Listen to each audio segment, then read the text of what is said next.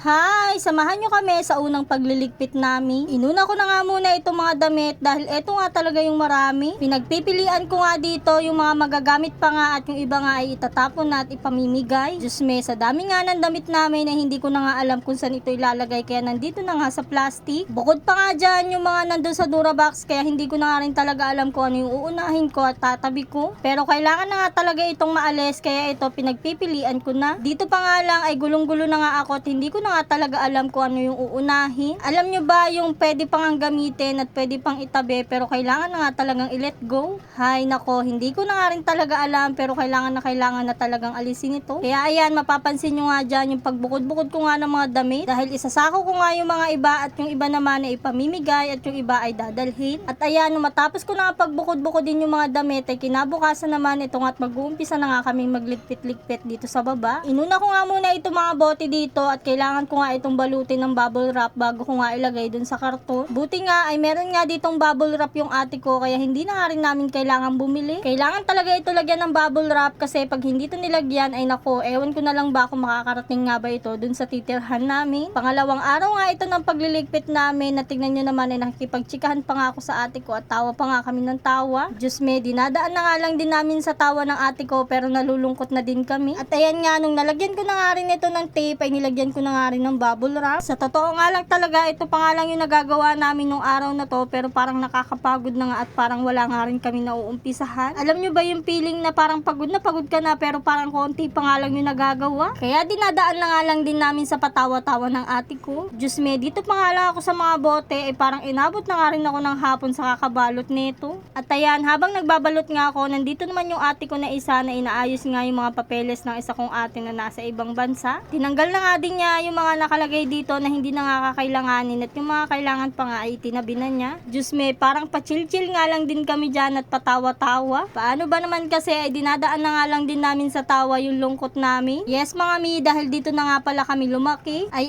hindi pala lumaki, tumanda lang pala. Ay nako, patawa-tawa nga lang din kami talaga dyan. Kesa naman idaan namin sa lungkot ay patawa-tawa na nga lang din kami at nagbibideo ako para kahit papano ay may babalikan din kaming mga video na dito nga sa bahay namin. Dahil pagkatapos nga nito ay mananatili na nga lang itong memories. Huy, tama na nga yan. Eto nga at nagbabalot pa nga rin ako at ayoko na nga rin ipagpatuloy yung sinasabi ko ay baka mamaya ay iba na yung masabi ko at malungkot pa nga ako ng bongga. Ayan, tapos ko na nga rin balut-balutin yung mga bote. Kaya itong si Papa ko, inaayos na nga rin itong karton dahil dito nga niya ilalagay yung mga bote. At eto naman ako, ay inuusog ko naman itong Durabox ng ate ko na gagamitin nga ng nanay ko dun sa pupuntahan naming bahay. At ayan nga, inaayos pa rin ni Papa ko itong karton.